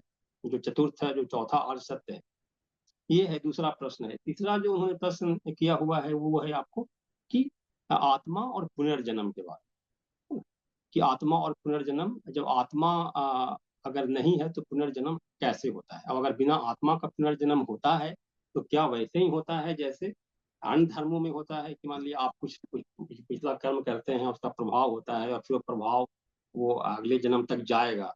तो उसका भी उन्होंने समाधान जो है वो अपनी किताब में किया हुआ है। उन्होंने एक व्याख्या, एक साइंटिफिक व्याख्या जो है कर्म और पुनर्जन्म का उसमें दिया हुआ है, तो वो भी हम पढ़ेंगे। और चौथा जो प्रश्न है वो उनका है कि भिक्षु संघ को लेकर, कि मतलब भिक्षु संघ का ऑब्जेक्ट क्या है, भिक्षु संघ बुद्धा ने क्यों बनाया था। तो खास करके मतलब ये है कि उन्होंने ऐसे, और ये बात भी बहुत ही महत्वपूर्ण है आधुनिक काल में, कि आप देखेंगे कि भिक्षु संघ बहुत महत्वपूर्ण ऐसे मतलब एक संस्था है। मतलब बुद्ध की बहुत बड़ी देन है कि उन्होंने संघ बनाया, एक ऐसा समाज बनाया जहाँ की वो मतलब जो उनका आइडियल जो है वहां पे प्रस्तुत कर सके। तो भिक्षु और भिक्षुणी संघ जो है वो आइडियल को प्रस्तुत करता है और बाकी लोग उसे प्रेरणा लेते हैं, उपासक संघ जो है। और वो उसका कंट्रीब्यूशन जो बाबा साहब उसको बहुत ही मतलब अप्रिशिएट करते हैं, खास करके बुद्धा के समय के जो भिक्षु संघ है, भिक्षुणी संघ है, उसका बहुत ही अप्रिशिएट करते हैं और बोलते हैं कि उपासक के लिए बहुत ही मतलब वो एक आदर्श के रूप में, क्योंकि भिक्षु और भिक्षुणी संघ का कोई संपत्ति नहीं होता, वो किसी चीज से अटैच नहीं होता, उनका फैमिली नहीं होता। तो जो भी करते हैं वो लोगों के कल्याण के लिए करते हैं, है ना। तो वो बहुत महत्वपूर्ण है। लेकिन उन्होंने फिर ये क्या ऑब्जर्व क्या किया कि जो आधुनिक काल में जो संघ है वो जो है मतलब बहुत ही एक्टिव नहीं है, समाज के साथ जुड़ा हुआ नहीं है। तो बार बार वो संदर्भ देते हैं कि वो बोलते हैं बुद्ध के समय के भिक्षु संघ को देखो, या तो फिर बोलते हैं कि नालंदा के समय में भिक्षु संघ को देखो। फिर वो इसी क्रम में बोलते हैं कि फिर भिक्षु संघ क्या वो सन्यासी जैसा है, सन्यासी मतलब कि जो मतलब पलायनवादी दृष्टिकोण रखता है, कि मतलब वो जस्ट गृह त्याग कर दिया, संसार से उसका कोई मतलब नहीं है। तो इस क्रम में उन्होंने भिक्षु संघ के क्या एम से, क्या ऑब्जेक्टिव है, बुद्ध के अनुसार क्या होनी चाहिए, वो वहां पे बहुत अच्छे ढंग से बात की हुई है। उसके साथ साथ उपासक की महत्ता को भी उन्होंने बहुत ही प्रकाशित किया हुआ है। और बहुत ही महत्वपूर्ण है हमारे आधुनिक काल में कि उपासक वर्ग जो है आमतौर पे मतलब ऐसा माना जाता है कि उपासक जो है वो बहुत इंपॉर्टेंट नहीं माना जाता था। आप देखेंगे कि बौद्ध कंट्री में कि मतलब भिक्षु ही मतलब ज्यादा वो धम्म के प्रैक्टिस कर रहे हैं, उपासक जो है वो अपने व्यस्त जीवन में ही व्यस्त है, भिक्षु के पास जाना है, भिक्षु को नमन करना है, उनसे देशना सुनना है और बस। लेकिन आप देखेंगे कि 19th सेंचुरी में, 20th सेंचुरी में बहुत सारे ऐसे उपासक हुए जो कि उन्होंने धम्म देशना शुरू कर दिया और फिर कहा कि नहीं मतलब उपासक जो है तो लेटी होकर के भी हम हमें निबान की प्राप्ति हो जा कर सकता हूँ। तो इस तरह की बात जो है वो एक मतलब बात वहां पे आई हुई। तो बाबा साहब वो भी कहते हैं, बाबा साहब का दोनों का बैलेंस है, उपासक और भिक्षु, है ना, दोनों को महत्व देते हैं। तो ये बात बहुत जरूरी है, उसको भी हम समझेंगे कि मतलब सिर्फ भिक्षु संघ की बात नहीं हो रही है, सिर्फ उपासक संघ की बात नहीं है, दोनों का मतलब एक बैलेंस वहां पे दिखाई पड़ता है। आमतौर पे कुछ लोग जो है भिक्षु संघ की बात करते हैं, कुछ उपासक संघ की बात करते हैं। और वो भी एक बहुत बड़ा एक मतलब एक देन है, बाबा साहब का देन है। और खास करके पूरा आधुनिक काल में जो संघ की जो प्रस्तुति हो रही है अन्य देशों में, वहां पर भी आपको ऐसा दिखाई पड़ेगा।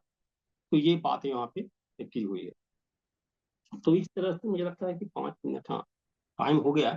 तो ये बातें यहाँ पे मतलब बुद्धानी धम्मा में जो सवाल उन्होंने खड़े किए हैं, और उन्होंने कहा है कि हम जो मैं लिख रहा हूँ वो अ, मेरा एक मतलब एक कंपाइलेशन है, इतनी बड़ी जो सागर है, सागर से मैं कंपाइल करके और अपनी बात यहाँ पे रख रहा हूँ। ये भी बहुत ही महत्वपूर्ण है कि बाबा साहब मतलब बाबा साहब जिस ढंग से बुद्धानी धम्मा को प्रस्तुत कर रहे हैं, है ना, वो बता रहे हैं कि हमने मतलब जो मेन जो सोर्स है वहीं से लिया हुआ है और उसको मैंने यहाँ पे अपने आपके पास रखा हुआ है। तो हमेशा बाबा साहब ये लोगों को बताते थे कि कुछ कुछ भी बातों को मतलब आंख मूंद के ऐसे विश्वास नहीं करना है ना। बार बार एग्जाम्पल देते हैं कि मतलब बुद्ध खुद बोलते हैं कि मैं जो कह रहा हूँ उसको आप देखो समझो और तब विश्वास करो। ऐसा नहीं कि हम बुद्ध हैं हम कह रहे हैं तो हम बाबा साहब हैं, इसलिए आप विश्वास कर लो, बल्कि आप खुद उसको देखो समझो। तो ये बात वहां पे निकल के सामने आती है। और इसी क्रम में जैसे मैंने कहा कि बुद्धानी धम्मा का मतलब प्रथम खंड शुरू होने से पहले अगर आप देखेंगे तो पहला इंट्रोडक्शन है। इंट्रोडक्शन में उन्होंने ये बातें लिखी, 4 सवाल खड़े किए और उन्होंने बताया है ना, इसके बारे में बात की कि हम कंपाइलेशन कर रहे हैं, मतलब एक संग्रह करने का प्रयास है मेरा, एक छोटा सा ऐसा। और इसके साथ साथ फिर आप देखेंगे कि प्रोलॉग है और फिर एपीलॉग है। तो प्रोलॉग में जो है फिर वो धम्म की जो बात बात की है कि धम्म की बात किया कि कैसे जो है मतलब साइंस के चलते आज का जो धर्म है वो धर्म कैसे मतलब उसमें परिवर्तन की जरूरत है, क्योंकि एक तरफ साइंस का इतना डेवलपमेंट हो गया है, तो अगर धर्म को अगर बनाए रखना है अगर इस आधुनिक काल में, तो उसमें कुछ चेंजेस करने पड़ेंगे। और वो जो है इंसाइक्लोपीडिया से उन्होंने लिया हुआ है। तो मतलब बाबा साहब जो कह रहे हैं अपने बुद्धा नि धम्मा में कि क्या चेंजेस करने पड़ेंगे, है ना, तो वो बातें यहाँ पे उन्होंने उसका एक मतलब उस क्रम में उन्होंने वहां पे रखा हुआ है। और इसके बाद फिर वो लास्ट में एपीलॉग है, मतलब 8 जब कांड खत्म हो जाएगा तो फिर लास्ट में उन्होंने ऐसे बातें की हुई हैं कि मतलब बुद्धा के बारे में लोग क्या कहते हैं, लोगों को क्या मानना है बुद्धा के बारे में, बहुत सारे ऑथर के नाम दिया हुआ है। इसके साथ साथ फिर दिया हुआ है कि मतलब जो प्रतिज्ञा करता है ना, बोधिसत्व की जो प्रतिज्ञा है, मैं मतलब बुद्ध की प्राप्ति के लिए मतलब कैसे खुद का विकास और औरों का विकास करूंगा। और इसी क्रम में फिर वो आह्वान करते हैं कि बुद्ध जो है वो फिर से लौट के आए। फिर से लौट के आने का मतलब है यहाँ पे कि मतलब बुद्ध धम्मा जो है, बुद्ध और धम्मा को फिर से मतलब इसका प्रचार प्रसार करने की जरूरत है। जिस प्रकार से बुद्ध धम्मा का प्रचार प्रसार बुद्ध के समय में हुआ, तो बाबा साहब को लगता है कि मतलब कि उसको बार बार उसका प्रचार प्रसार हो। तो खास करके जो लास्ट का जो बातें की हुई है वो मतलब वो भी बहुत इंटरेस्टिंग है। वो जापान में बहुत फेमस है सुखावती, ये जो संकल्पना है वहां से लिया गया है। सुखावती का मतलब एक अलग वर्ल्ड है, लेकिन यहाँ पे बाबा साहब का तात्पर्य है कि इसी जीवन को, इसी संसार को हम सुखावती बनाए, जहाँ पे कि मतलब कह सकते हैं कि प्रबुद्ध प्रबुद्ध भारत का निर्माण करें, जहाँ पे किसी प्रकार की असमानता न रहे। तो तो मैं इस प्रकार से हमने यहाँ पे जानने का कोशिश किया कि जो बुद्ध नहीं धम्मा जो है इसकी जो मतलब प्रस्तावना हमने मतलब मैंने प्रस्तुत करने का प्रयास किया हुआ है। और हम फिर अगले लेक्चर में जो प्रथम जो कांड है उसके बारे में हम बात करेंगे। तो आशा है कि आप लोगों को ये पसंद आया होगा। और जैसा मैंने कहा कि मैंने जो बातें कही हुई हैं उसके जो सोर्सेज दिए हुए हैं, 4-5 जो सोर्सेज है, वो आप खुद वो सोर्स को देख सकते हैं, समझ सकते हैं। और कुछ अगर प्रश्न वगैरह है तो वो भी आप पूछ सकते हैं। पता नहीं अभी समय है या नहीं। तो मैं यहाँ पे रुकता हूँ और सभी लोगों को धन्यवाद देता हूँ जो जो आपने यहाँ पे मुझे बहुत ही धैर्य पूर्वक सुना। सभी को नमो बुद्धाय, जय भीम। सभी की ओर से आपको बहुत बहुत साधुवाद। यदि किसी को प्रश्न हो, एक दो प्रश्न हम ले सकते हैं। अगर किसी को प्रश्न पूछना है तो आप हैंड रेज कीजिए। Hello sir. थैंक यू, बहुत बढ़िया आपने एक्सप्लेन किया है सभी चीज़ें विद रेफरेंस के साथ में। बहुत सारी बुकें आपने बताई और काफ़ी बहुत बैकग्राउंड जो है, यानी क्या हमें करना चाहिए, बहुत बढ़िया तरीके से आपने प्रस्तुत किया। अ, लेकिन मेरा एक सवाल था, या फिर जो तीसरा मुद्दा, भगवान बुद्ध और उनके धर्म का भविष्य में जो 3 बातें बाबा साहब ने जो बताई थी, वो शायद एक छूट गई या मैंने मिस कर दी। मैंने जैसे जान अ, हाँ, मैंने नहीं चर्चा की, मतलब सारी बातें, बहुत सारी बातें बताई हुई है कि हाँ फिर बोलिए, हाँ हाँ, बोलिए। तो जैसे बुद्ध की एक बाइबल जैसी बुक चाहिए, वो बाबा साहब ने की है। उसमें बहुत सारी हम्म, चीजें आपने मेंशन भी की है। फिर चाहे उसमें डेडिकेशन ऑफ द मेरिट, जो जापान की सुखावती की लैंड की आपने बात की है। तीसरा, थोड़ा सा आपने अभी लास्ट में टच किया कि भिक्षु संघ के संगठन के बारे में, उनके हाँ उद्देश्य और उनके परिवर्तन के बारे में। हालांकि ये थोड़ा फैंसी होता है, मैं समझ सकता हूँ आज के समय में कुछ लोगों की किसी की भावनाओं को, लेकिन उस समय पर उन्होंने जो लिखा वो बहुत सटीक और बहुत अच्छी तरह से लिखा, जिसका कुछ मुद्दा आज भी होता है और वो हमें एक्टिव भी रखता है, मैं उसमें दो राय नहीं रखता। और तीसरा है, एक बौद्ध मिशन स्थापित हो, जो उन्होंने संकल्पना की थी, जो उन्होंने किया भी था, लेकिन वो उतना सक्सेस नहीं हो पाया। हम लोगों की वजह से। तो ये 3 मुद्दे, लेकिन बहुत सारी ऐसी चीजें हैं कि हो सकता है मैं ज्वाइन करूंगा ग्रुप को आगे में भी। लेकिन ये एक ऐसे आर्टिकल था जो 1950 में छपा था, मोहम्मदी सोसाइटी के इसमें, भगवान बुद्ध और उनके धर्म का भविष्य, जिसका उस समय पर उसके जो एडिटर थे वो संरक्षिता थे, इंग्लैंड के। उन्होंने उसको परमिशन ली थी उसमें पब्लिश करने की बाबा साहब से, और उस समय पर उनकी पहली मुलाकात संरक्षिता की और बाबा साहब की हुई थी बॉम्बे में, नो, दिल्ली में अलीपुर रोड पर। तो ये एक बहुत सारी चीजें हैं वैसे तो चर्चा करने की, लेकिन देखते हैं, वैसे टाइम कम है, और तो और भी कुछ मुद्दे थे, लेकिन शायद मैं जुड़ूंगा तो और मुझे समझ में आएगा, हो सकता है भविष्य में मेरे जो कुछ सवाल हैं वो क्लियर और हो जाए। और बस thank you so much. Time को देखते हुए मैं ज्यादा सवाल अभी नहीं करता, लेकिन बाद में देखते हैं, हो सकता है भविष्य में आ जाए। So thank you so much sir, मुझे अच्छा लगा। ओके। या अच्छा, बहुत बहुत धन्यवाद। आपने जो कहा वो मैं सर मुझे था कि मतलब बहुत सारी बातें बाबा साहब ने कही हुई है, और कोई भी बातें जो बाबा साहब ने कही है अभी भी बहुत ही महत्वपूर्ण है। मतलब हमेशा बाबा साहब की हर एक बात महत्वपूर्ण है, और जी। मतलब हमेशा चाहे वो भिक्खु हो चाहे उपासक हो, उसे विचार करने की हाँ। जरूरत है कि बाबा साहब क्यों कह रहे हैं ऐसी बात, समझे। तो जी। वो करने की जरूरत है। और मैंने क्योंकि बुद्धानी धम्मा की मतलब खास करके मतलब जो था कि साहित्य के बारे में चर्चा कर रहा था, इसलिए मैंने वो दो बातें ज्यादा हाईलाइट यहाँ पे करना ठीक यस नहीं ऑफ समझा। Course, yes. लेकिन जब हम उनका जब खंड जब हम पढ़ेंगे, जो बुक ना जो जी। बुक जो आगे हम पढ़ने वाले हैं, तो उसमें भिक्षु संघ संघ के बारे में हम पढ़ने वाले हैं, संघ चैप्टर के नाम है। जी। तो जी। उसमें हम अपनी बात रखेंगे, समझे। आपको बहुत बहुत साधुवाद कि आपने यहाँ पे अपना अपना जो बात यहाँ पे रखी। जी। Yes, thank you so much sir, thank you. Next प्रश्न। Sir good evening sir. Good evening. नमो बुद्धाय। नमो बुद्धाय। सर मेरा एक प्रश्न है कि और आपने मेंशन किया था revolution and counter revolution by doctor B R Ambedkar. तो उस बुक के बारे में कुछ फाइंडिंग्स और आपका वो रिलेवेंट मैसेज क्या है, वो शॉर्ट में सर दे सकते हैं क्या? अच्छा, इसके बारे में मैंने एक लेक्चर दिया था यहाँ पे ओके। परियत्ति पे ही, कि बाबा साहब का बौद्ध धर्म के लिए योगदान भारत में। और उसमें मैंने बताया था, बहुत संक्षेप में बता देता हूँ आपको, कि उसका हाँ सर, हाँ। सबसे बड़ा महत्वपूर्ण रेलिवेंस यही है कि बाबा साहब ने मतलब हिस्ट्री जो है वो हिस्ट्री की बात की हुई है, कि मतलब आपका हिस्ट्री कौन है। जैसे बाबा साहब ने तो बुद्धिज्म दे दिया, खुद बुद्धिज्म स्वीकार किया, लोगों कहा कि हाँ आप सर। स्वीकार करो, बहुत ही महत्वपूर्ण है आपके लिए।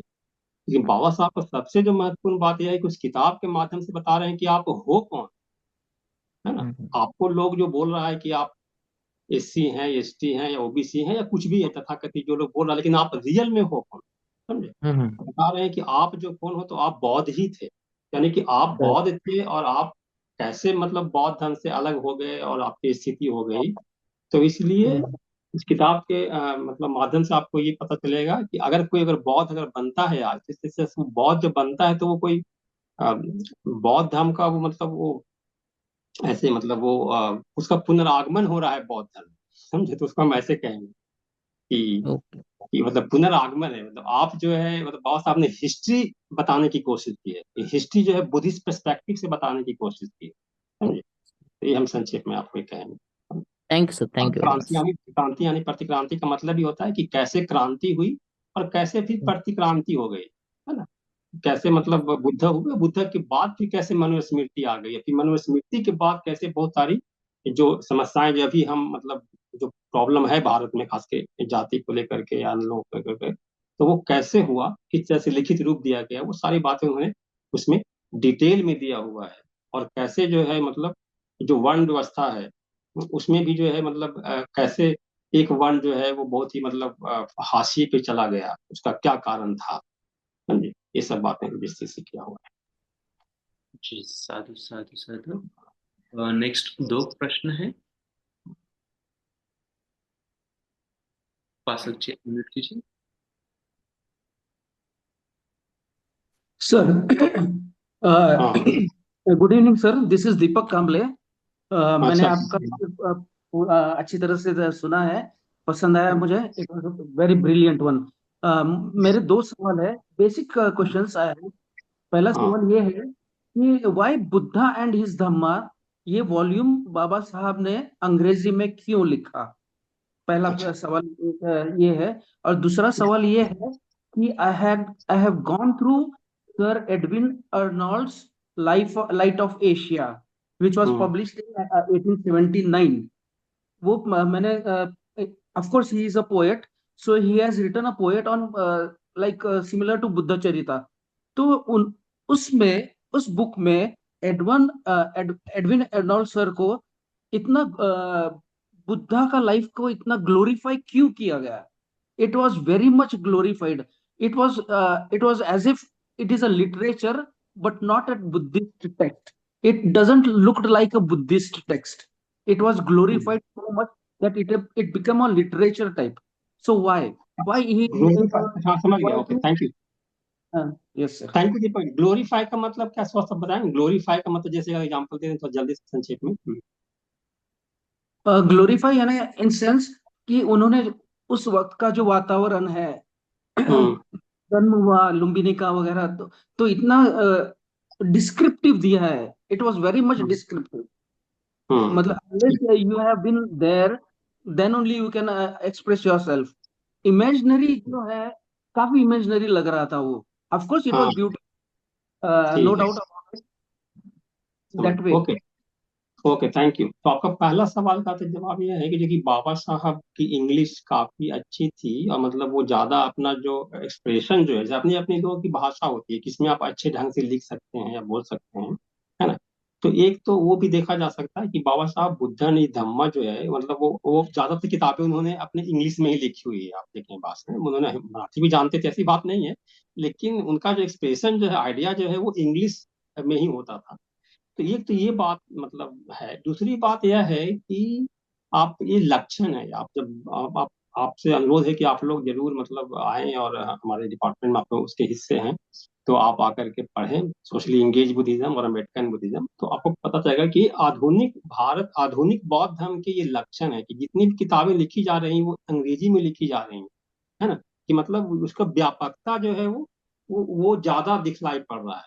जैसे संस्कृत की जगह पे अब इंग्लिश हो रहा है, कि मतलब इंग्लिश में लिखना, और उसके माध्यम से अधिक लोग जो है वो जान सकें। तो जितने भी लोग हुए, चाहे वो अनागारिक धर्मपाल हो, वो भी श्रीलंका के थे, सिंहल के थे, लेकिन वो देखिए इंग्लिश में उनकी अध्ययन हुआ। बाबा साहब का भी जो अध्ययन जो है वो यूरोप में हुआ।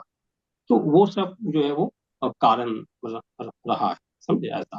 वो उनको पता था कि हमारे जो लोग हैं वो मतलब मराठी, जो आम जो जनता है वो मराठी जानती है, लेकिन वो हमेशा बोलते थे कि इंग्लिश पढ़नी चाहिए। क्यों? क्योंकि उन्होंने देखा था कि इंग्लिश पढ़ने के क्या फायदे हैं, तो इसलिए वो मतलब कि बाकी लोग भी जो है वो इंग्लिश पढ़ें, इंग्लिश सीखें, और बुदाई धम्मा को मतलब अपनाए, सीखें। तो वो भी एक बात रही होगी। मैं बहुत सारे इसके बारे में कहा नहीं है, लेकिन मुझे जो लगता है, समझे, ये है। दूसरी बात जो आपने कहा कि अनागारी इनके बारे में, कर्नल सॉरी हेनरी ऑलकॉट के बारे में, कि हेनरी ऑलकॉट जो है उस हिसाब से मतलब आमतौर पे जितने भी उस समय के ऑथर हैं, उनका जो ढंग है प्रस्तुत करने का, थोड़ा सा मतलब ज्यादा मतलब ऐसे स्टोरी टाइप का है। तो वो थोड़ा सा, आप खास करके बाबा साहब के फॉलोवर होने के नाते उसको आपको लगेगा कि बहुत ज्यादा वैज्ञानिकता नहीं है ना, बहुत ज्यादा ऐसे मतलब, तो वो आपको दिखाई पड़ेगा। लेकिन उसी ढंग से वो प्रस्तुत कर रहे हैं, लेकिन फिर भी मैंने कहा, जैसे मैंने कहा, उस प्रस्तुत करने के क्रम में भी वो उनका जो श्रोता जो है, उनका जो लोग जो है वो कौन है, ऑडियंस कौन है, तो अमेरिका यूरोप के लोग हैं। तो उसके हिसाब से वो लिख रहे हैं। मतलब बुद्ध ने गृह त्याग क्यों किया, तो वो चुपके से निकल नहीं गए, उसमें आप देखिए, समझे।